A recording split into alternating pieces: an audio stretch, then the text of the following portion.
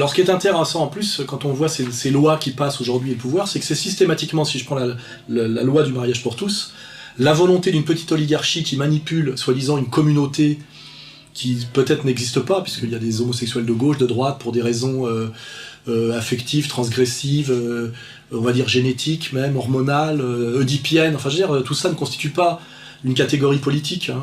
Comme je l'ai dit, se faire enculer est une activité de loisir, c'est pas une activité productive. Donc il n'y a pas de... Réduire l'homosexualité à quelque chose de gauche, c'est une escroquerie. Et c'est d'ailleurs l'escroquerie de Jack Lang, il a existé pour ça. Je pense que cette question de l'adoption méritera un jour d'être reposée. Car là où il y a amour, désir d'amour, désir de tendresse, il n'y a pas de raison de fermer la porte. Mais ce qui est intéressant, c'est qu'aujourd'hui, le pouvoir en France impose à l'ensemble du peuple français quelque chose qui n'est voulu pratiquement par personne, et les gens qui sont chargés de l'imposer sont systématiquement des gens qui ne sont pas issus ou très peu du peuple de France.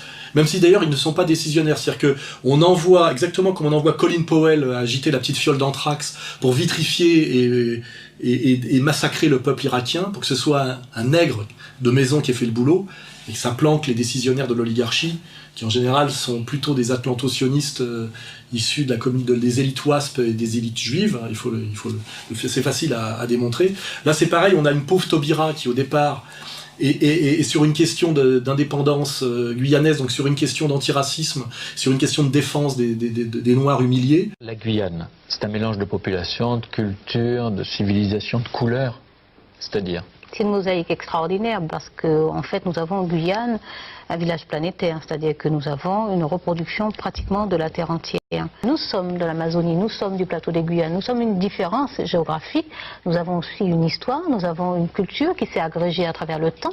C'est l'occasion de rappeler que la France peut être diverse dans ses relations avec le reste du monde. Et qui se retrouve à faire passer une loi et à se battre pour une loi qui ne la concerne pas du tout, sachant que finalement les gens qu'ils représentent communautairement sont les plus hostiles à ce genre de dégénérescence homo, il faut le savoir, hein, les Antillais, les Guyanais, les Réunionnais, quand vous leur parlez de mariage homo, ils sont très au-dessus de la France blanche moyenne dans l'hostilité. Je crois au contraire que l'on ne peut mettre fondamentalement sur le même plan hétérosexualité et homosexualité. Un homme et une femme, ce n'est pas pareil que deux hommes ou deux femmes ensemble. Établir une équivalence, une nouvelle égalité, une nouvelle norme, c'est nier la réalité. Mais ce n'est pas le droit qui refuse aux homosexuels d'avoir un enfant, c'est la nature. Alors, pour pallier ce problème de stérilité et d'incompatibilité, on aura recours à la PMA. Où est donc le progrès social? Où est la liberté nouvelle? Comment voulez-vous qu'un homme dont les ancêtres ont été vendus et chosifiés ne soit pas inquiété par cela? Donc elle se retrouve à faire le tapin, une sorte de Colin Powell du sociétal. On a la petite Belkacem qui se retrouve en première ligne, qui est une Marocaine, et qui ne pourrait pas dire le dixième de ce qu'elle dit chez Momo 6. Hein. En réalité, cette forme familiale, elle existe déjà. Et l'erreur de ceux qui craignent qu'on porte atteinte à la structure familiale, sa définition, etc., leur erreur fondamentale, c'est de toujours raisonner, quand ils parlent de famille, au singulier, comme s'il y avait un seul modèle de famille dans notre société, papa, maman, enfant. Mais vous savez très bien ici que ça n'existe plus. Elle se ferait lyncher si elle osait dire la même chose. On a Valls. Donc, cette loi va rentrer dans la société française, elle est irréversible. Qui fait appliquer ça à coups de pompe dans le cul, violence policière, on en parlera tout à l'heure, contre les familles avec des poussettes.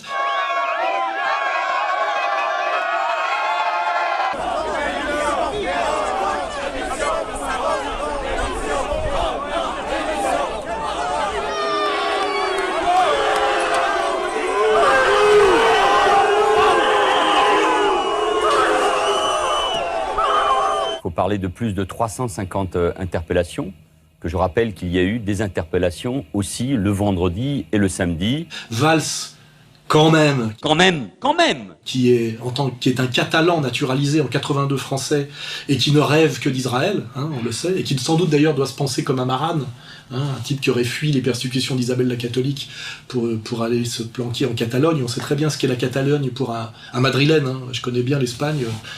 À Madrilène, vous dites toujours que les Catalans, c'est les Juifs de l'Espagne, ils les considèrent comme ça, et que c'est les moins espagnols de tous. Voilà. Enfin, donc on a une Taubira, une Belkacem, un Valls qui fait passer une loi qui, en dernière instance, passe sous la présidence de Monsieur Hollande, qui ne sait même pas ce que c'est que le drapeau français. Vous voyez, et en général, Hollande, c'est la provenance. Hein, ouais, c'est comme Mendès France. C'était pour savoir que c'était pas Mendès Portugal ou Mendès Hollande. Vous voyez, c'était Mendès France. Vous voyez. On remettra peut-être des extraits à l'époque où Poujade osait encore aborder ce genre de sujet dans les années 50. Pierre Mendès France. Tu es en France depuis quelques générations, je te l'accorde. Mais est-ce qu'il y a beaucoup de Dupont, de Durand, de Poujade qui ont apporté leur sang, n'est-ce pas, avec le tien? Est-ce que tu t'es mélangé à la communauté française? Non. Eh bien, c'est toi le raciste. C'est toi le raciste, puisque tu n'as pas voulu te mélanger. Tu es venu te mettre dans la communauté française. Tu es venu profiter de la communauté française, de tout ce qu'elle t'a apporté, de cette générosité. Tu en as profité, tu t'es enrichi, tu t'es développé, et tu es resté là, dans ta secte. Voilà. Donc on a finalement que des gens qui sont à la marge, je dirais, de l'identité française, obligés de porter une loi profondément détestée par le peuple français, pour qu'en dernière instance le peuple français les rende responsables. La petite marocaine, la guyanaise, les Spingouins, finalement, de quelque chose qui n'ont pas voulu profondément. C'est-à-dire qu'on se sert toujours d'un tiers mal placé, qui porte le chapeau devant l'histoire, pour au cas où la colère se déchaîne, en plus qu'elle se déchaîne contre les mauvaises personnes, vous voyez, ou les mauvaises communautés. Donc il y a quelque chose d'infiniment pervers dans tout ça, d'infiniment satanique, d'infiniment triangulaire, et qui se vérifie systématiquement. Comme d'aller demander à un pauvre petit breton, d'aller casser la gueule à un pauvre espagnol, finalement, pourquoi? Pour le plus grand plaisir de qui? De Julien Drey? De Pierre Berger? Je vous fais un dessin, enfin non, je vous fais pas un dessin, voilà. Et c'est toujours ce genre de mécanique qui est mise en place, et profondément sordide et surtout voilà, dangereuse, et qui aboutit toujours à ce qu'on punisse les mauvais. Hein, voilà.